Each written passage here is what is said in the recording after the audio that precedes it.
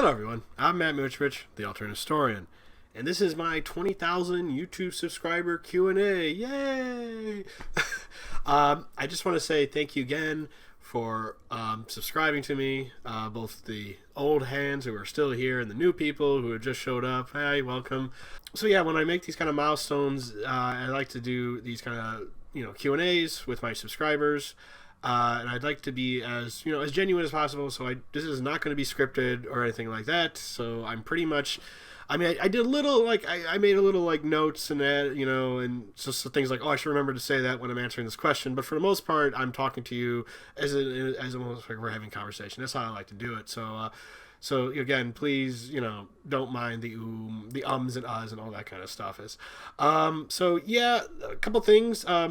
Wasn't that many questions for this one like I've had in previous Q&As. I think it's because that rather than make an announcement video like I've done in the past, I instead just did like a YouTube post because I thought that would be better. Unfortunately, I don't know if that many people saw it, so I didn't get as many questions as I would have expected. But hey, no big deal. Maybe if you have any good questions, put in the comments of this video, and then maybe I'll answer it by text rather than by my video, audio, good stuff. So yeah, I'm just trying to think of anything else. Oh yeah, sorry ahead of time if I butcher anybody's names. I'm just going to try to plow through it. You guys know I'm really terrible at pronunciations, but I'll do my absolute best to try to say your name correctly. So yeah, without further ado, let's do this. Let's start the Q&A. Okay, question number 1. Who are you and why is this in my recommended? A picture of a dinosaur. So the guy's name is a picture of a dinosaur.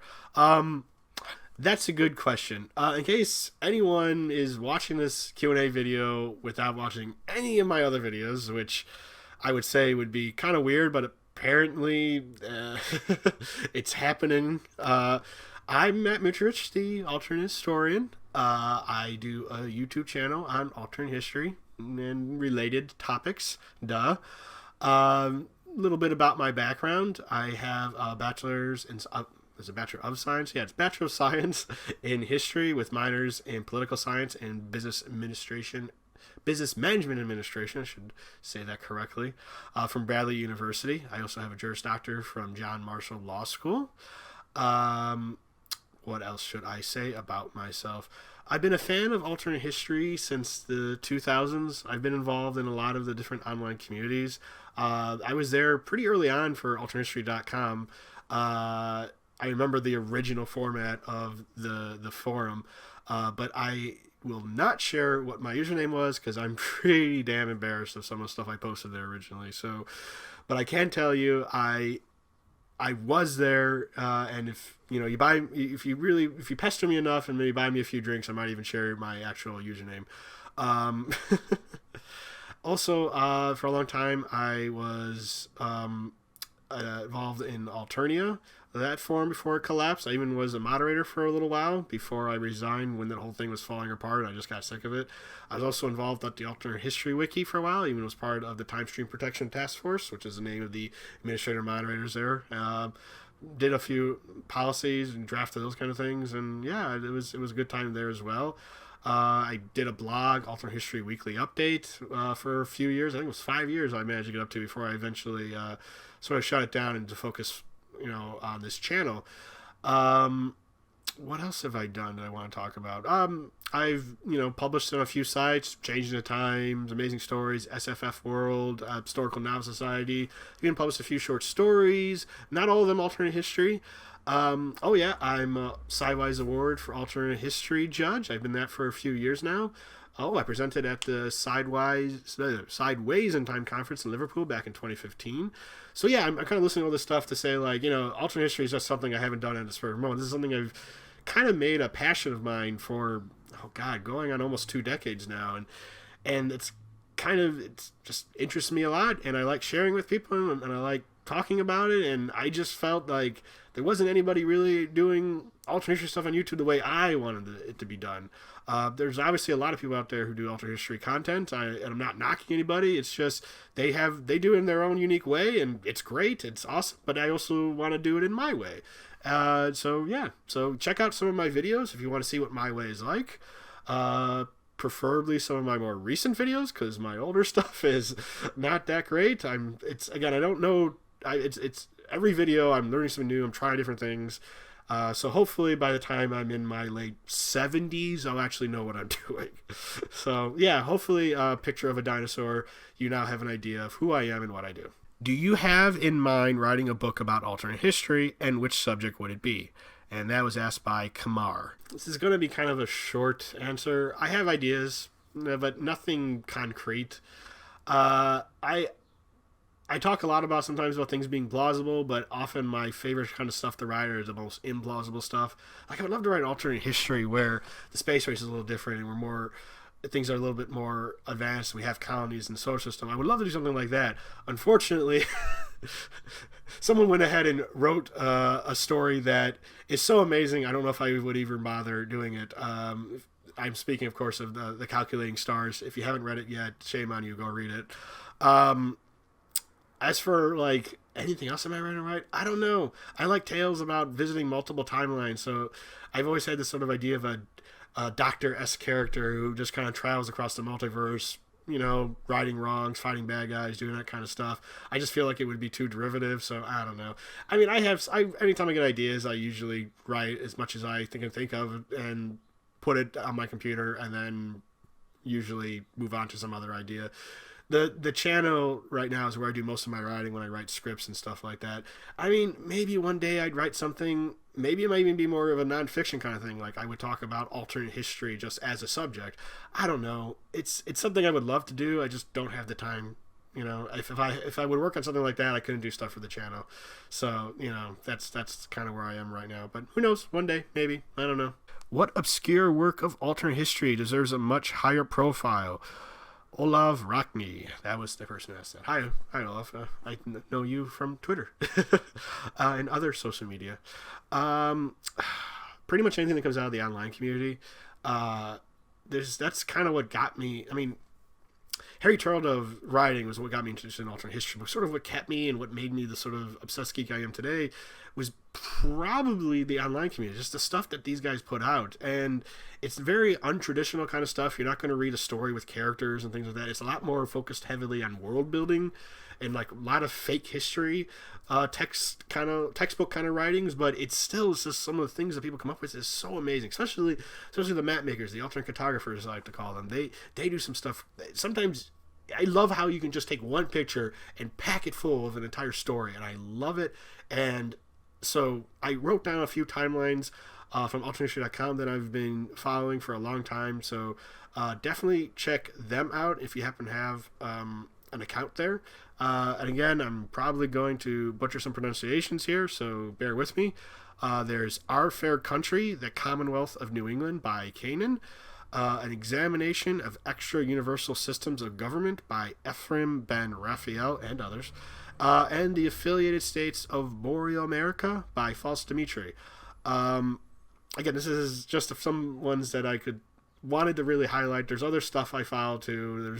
But those are some ones that I really enjoy. But yeah, I highly recommend go join alternatehistory.com, join some of the alternate history groups on DeviantArt, follow some of the Reddit, the subreddits that talk about alternate history. Join Alternate History Online on Facebook. Follow people who talk about alternate history on Twitter. You just run into this amazing community of people who are thinking of these crazy ideas, and it's awesome. Oh, Sea Lion Press, I forgot about them too. They're trying to take a lot of these online stuff and publish it to the masses. So if you want some high quality stuff, go check out some of their stuff. You can actually buy that stuff on Amazon. Most of it's ebooks, but some of them actually are in paperback if you want it. So yeah, I highly recommend it. There's some good indie stuff happening in the alternate history community that I think a lot of people sometimes forget about, and it takes some time to actually find it, but it's out there. It really is. So that's my answer. Favorite pre-1900 what if timeline. And that question was by Daniel Bickford. Bickford, not Brickford. Bickford. I said it earlier, but probably that would be Affiliated States of Boreal America by False Dimitri.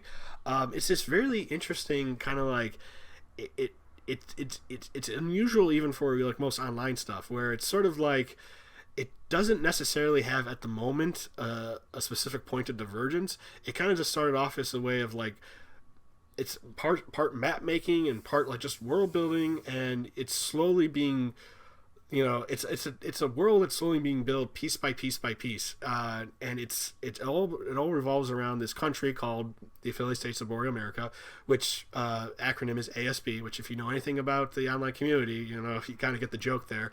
And essentially, the best way I can describe it is that European history is a lot more chaotic, especially for Western Europe. And so because of that, colonization of the east coast of North America takes a very divergent path. It's a lot less organized. The English are a lot less successful at it. And because of that, you have a lot of different non-English colonies that exist, such as New Netherlands, the New Sweden, although I think they technically have a different name. I can't remember. Okay, never mind. There, Spanish Florida still exists in some capacity. There's a Maryland exists with a Jacobite king, which is pretty cool.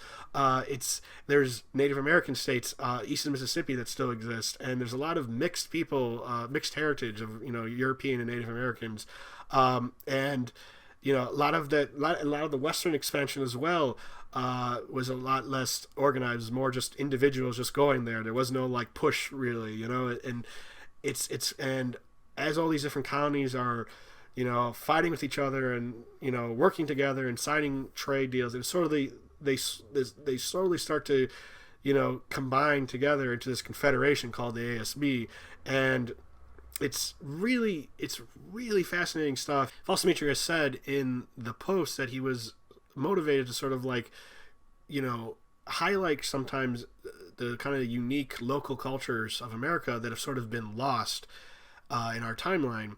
As sort of this massive national American culture has just come about and dominated and just sort of overwhelmed any kind of local. Obviously, someone as me from Chicago does things a little differently than say someone from Philadelphia or Atlanta or yada yada yada.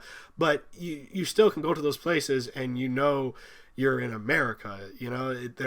There might have some few unique things here and there that make it obviously the way they say words or certain dishes, but for the most part, it's America. I can go and find a Starbucks everywhere. But in the ASB, though, you can go to places where someone is not speaking, where English is not someone's native language. You can go like in the ASB, Chicago is actually a French city. The different English cultures up and down the East Coast, from the New England area to Pennsylvania to Carolina, they're so like disconnected from each other, been so not isolated per se, but they were so independent for so long that they sort of developed their own unique English kind of derived cultures, so that while you might be able to understand them, it's a diversion of dialect that you might have trouble, which is not something you would usually have. I can go to the South and probably understand someone from Alabama, but if I were to say, go to some part of the ASB, I might have trouble understanding English. It'd be, so I find that kind of unique and interesting, and it's a way of looking at how, it's a way of highlighting how these different areas, had these unique cultures. And I know I'm rambling here, and it's hard to really explain. I highly recommend you guys go check it out. Again, it's not that easy to consume because it's not like just one long story.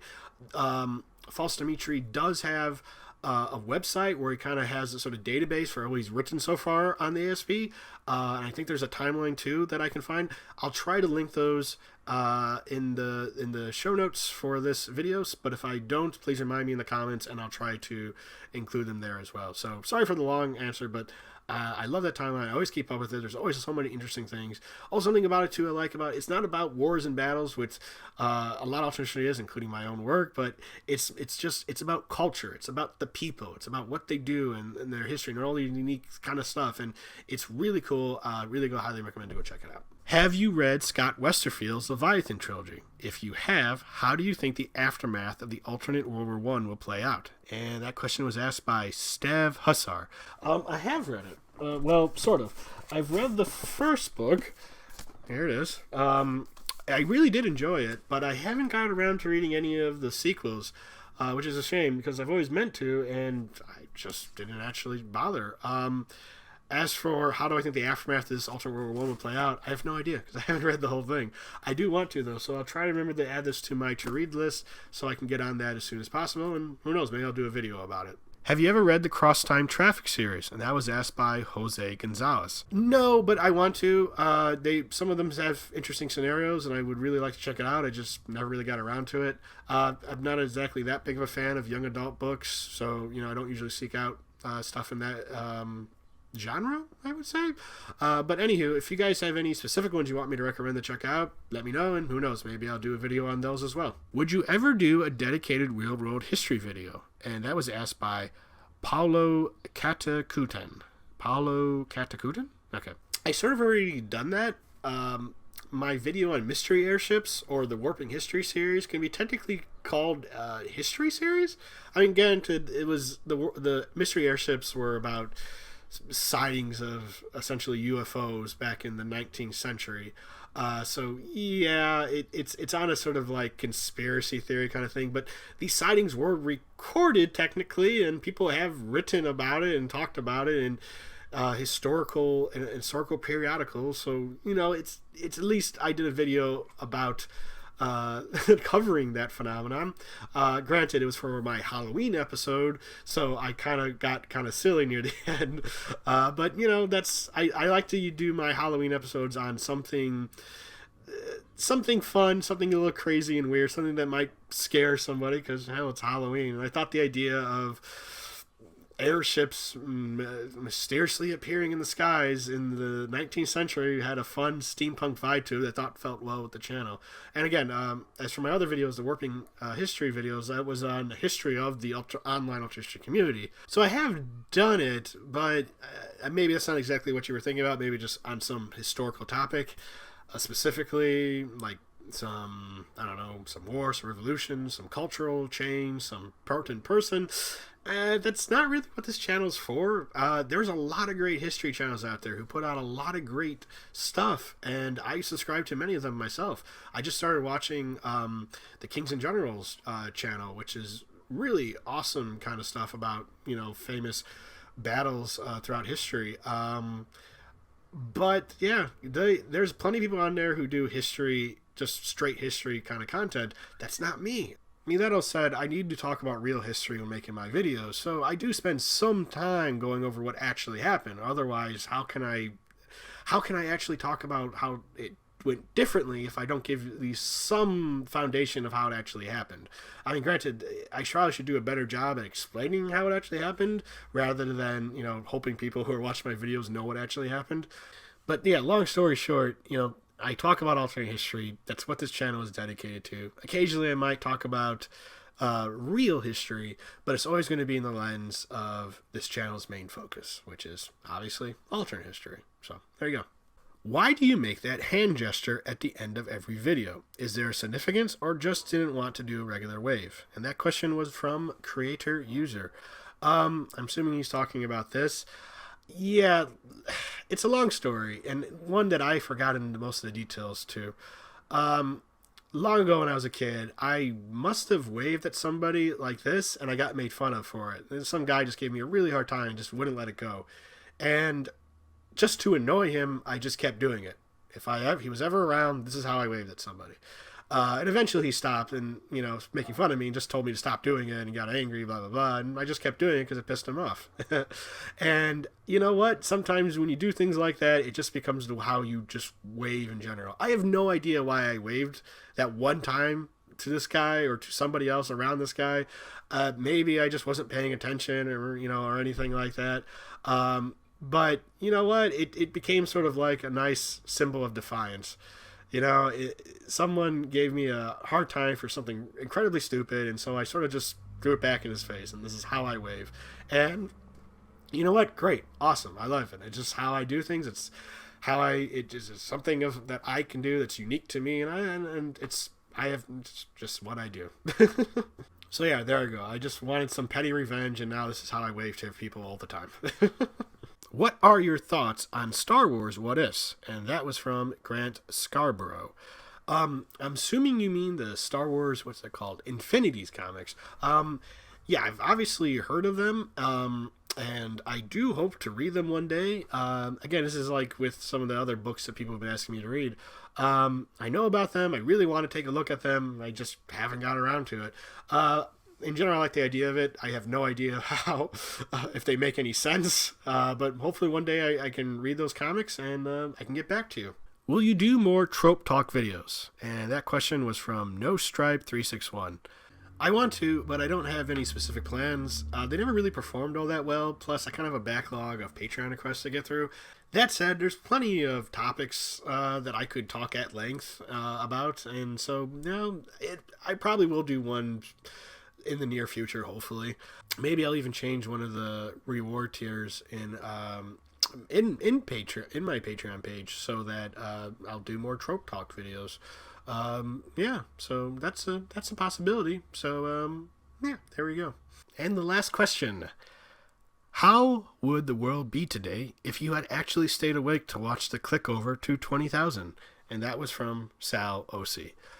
So on Twitter, I mentioned that I was getting very close to 20,000, but in the end, I had to tell everyone I was going to go to sleep, and so the click over happened when I was sleeping. So if I stayed awake, what would have happened? I don't know. I would have been super tired, and then that's the next day at my day job. I might have screwed up and could have gotten fired. God, I'm sounding so terribly pessimistic here. I would have lost my job. Would have had to move back in with my parents with my wife and 2 kids. Or I would have gotten fired, and I would have thus been forced to dedicate all my time to my channel while I was looking for a new job, and I would have become become super popular because one of my videos would go viral, another one would go do very extremely well, and I suddenly would be making all this money, and I can dedicate this as my career, which would be really awesome, something I would really love to do. I don't know if that's ever going to happen, but hey, a guy can dream. I love talking about alternate history, and I love that to be just my life, but here we are. Well, guys, thanks again for 20,000 subscribers. I really appreciate you guys sticking out with me, and I hope to see you all again for one of these Q&As when I'm at 30,000 subscribers. I think 30,000 is a good number to go to, so hopefully that'll happen sooner rather than later. But until then, guys, thank you so much. I'm super, super thankful for just all your guys' support, and I'm having trouble expressing how much I appreciate this and how just it's awesome. It's super awesome, and it's great, and it's awesome, and I love the fact that there's everyone around here who likes alternate histories as much as I do, and it's great. So, wow, I just don't know how to string 2 sentences together, don't I? But anywho, that's all I have to say in the subject. So if you like what I do, please comment, subscribe, share this video, support me on Patreon. I'm Matt Mitrovich, the Alternate Historian. Bye.